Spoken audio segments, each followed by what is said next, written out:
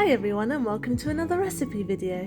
And today I'm killing 3 birds with one stone. I'm making matcha chocolate top biscuits and I'm making a Valentine's Day themed video because it's quite timely with it being in a few days time. And I am reviewing the silicone mark cookie choc kit because I found it on Amazon and I was super excited to make my own chocolate top biscuits. I'm a massive fan of Choco Leibniz biscuits or Petit Ecolier. You can find both in supermarkets, but mostly the Choco Leibniz ones. Now as you can see, this kit comes with a cookie cutter, the silicone mat for the chocolate, and it comes with a little instruction book, which I wasn't too happy with because the instructions are very light.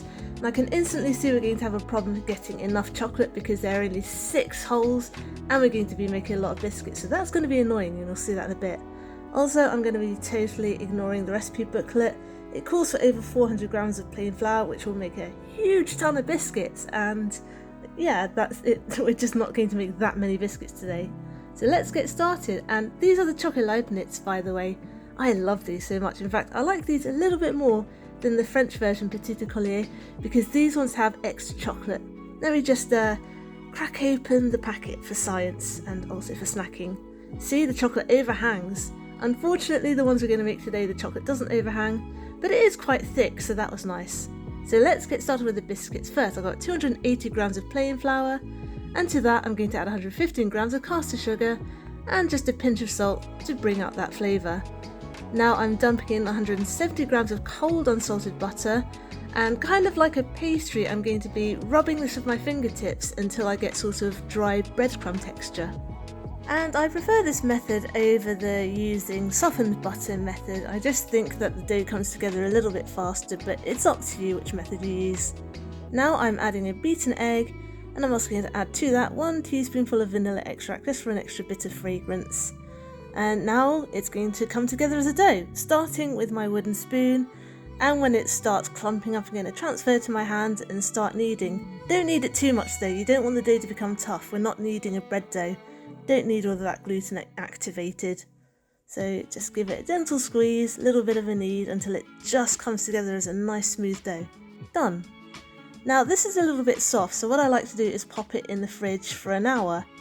And I'm going to be honest here, I did that, I popped it in the fridge and then I totally forgot about it. So this ended up going in the fridge for far too long, and it's got butter in it, so if it gets cold it's going to go rock solid.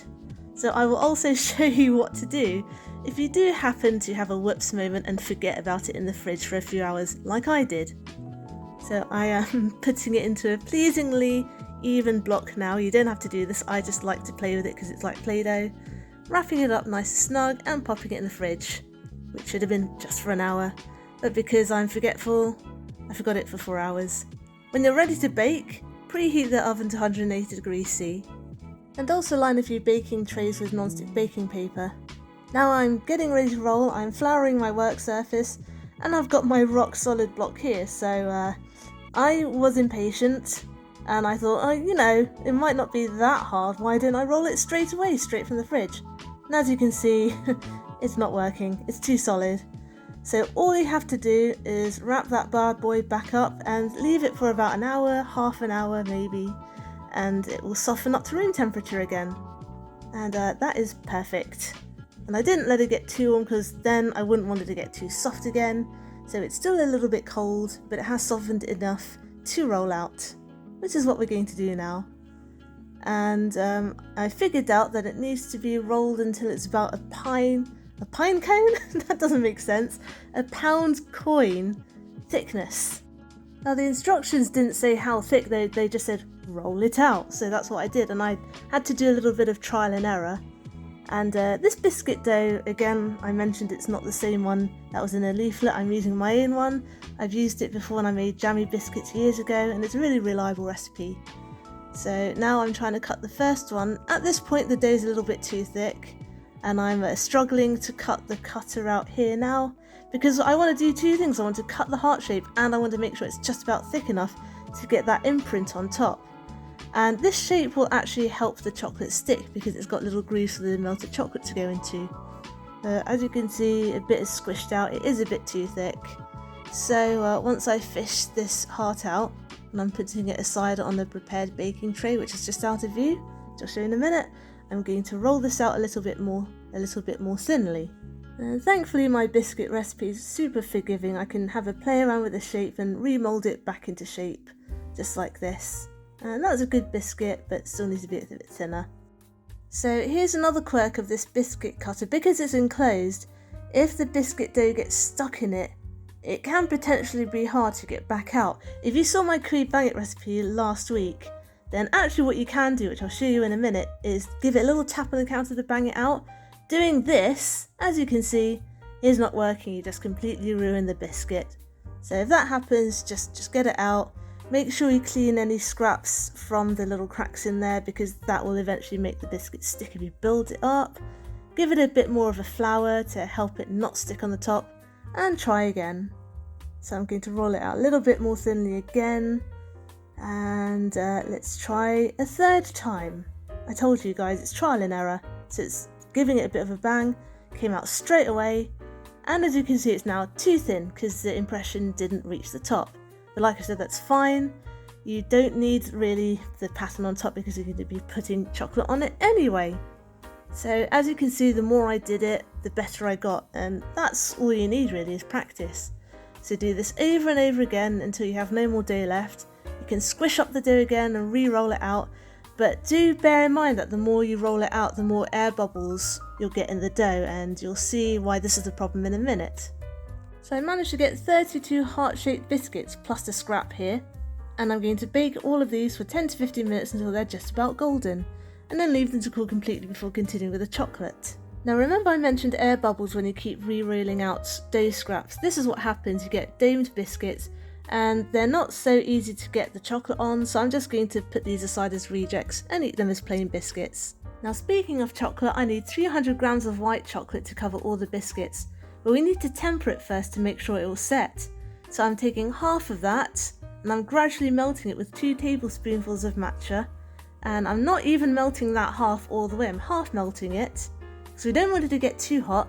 As soon as it's half melted, I'm taking it off the heat, and then I'm going to make a mess apparently, and because I can't stand messes, I'm going to clean that up right here and now, and then I can relax and get on with my day. And I'm going to keep stirring until that is fully melted. This actually looks like less than it'll look for you because I did a half batch, because I was actually following the quantities for the recipe, and it turned out to not be enough chocolate. So once your first batch of chocolate is melted, you need to gradually add the rest of that 300 grams block by block until no more will melt. And this is how you temper chocolate. You're bringing it back up to the stage where those cocoa butter crystals will align perfectly so it sets. I'm just testing it now because this chocolate isn't melting anymore, and I've dipped a spoon in the chocolate as you could see earlier on, so I can see if it sets quickly. That one won't melt anymore. This has only been in the fridge for a few seconds and it's already completely solid, so this chocolate is now perfectly tempered and we're ready to put it in our moulds. I'm also going to give it a little bite test, and yep, that snapped perfectly, still completely solid. So now all that's left to do is fish out that extra block of chocolate which won't melt anymore, dispose of it, and by that I mean eat it. Now we're going to start filling our moulds, and I found 1 teaspoonful of melted chocolate fitted each perfectly. This is a bit fiddly because the moulds are quite thin and quite shallow, so you'll need to work relatively slowly and make sure you don't get it everywhere because these will be a pain to clean if not. That's another thing I found wrong with the instructions, by the way. They didn't mention anything about tempering the chocolate, they just say melt the chocolate, and then they give you a recommendation of how to buy more stuff from Silicon Mart, which is very cheeky. You don't need to buy extra stuff. As I just demonstrated, you can temper chocolate without any extra fancy equipment. And yes, you do need to temper the chocolate rather than just melt it, otherwise it won't set.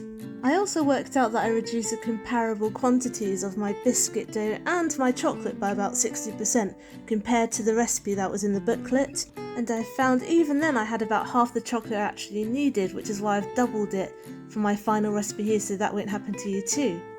Anyway, because we've tempered our chocolate, it will literally take 2 minutes to set in the freezer, so I've done that. I've selected 6 biscuits, and I'm going to pop my matcha chocolate hearts out of the mould, which is my favourite part because it's like the big reveal. And I suspected I didn't tap the mould hard enough because there are some air bubbles around the edges, but not that many, they still look good, you can still read the writing. As you can see, they are all Valentine's Day themed and love themed. And now to stick these, I'm going to use extra melted chocolate to whack them straight on. And because I have limited chocolate here, instead of doing what I should do and spreading it all around the base of the biscuit, I'm just using a blob in the middle. It works. Now because this is setting, I'm going to put it for a few seconds back on the water. So I did that. Don't put it for too long though, because you don't want to bring it out of temper. And I'm going to do another 6. And yeah, like I said, this was annoying having to do it in batches. Just doing that again, spreading on more chocolate to stick them on. And I only managed to get 12 biscuits because that was all of the chocolate I had. And I used 150 grams to start off with. That's why I suggest you use 300 in total. And that is it, you are done. The kit wasn't perfect. I thought the amount of chocolate moulds was a bit mean and the recipe instructions weren't that great, but it was doable and we got some good results with a bit of a hack. Thanks for watching. I hope you enjoyed today's video and I hope you'll join me next Wednesday for my next one. Get the full recipe on my blog tashcakes.com and find me on Instagram as tashcakestastes. Subscribe and hit the notification bell if you'd like to see more. Give this video a like if you'd like to help other people find it. Comment down below if you'd like me to make anything in particular, and I'll see you guys later. Be good, be nice, and have a good week.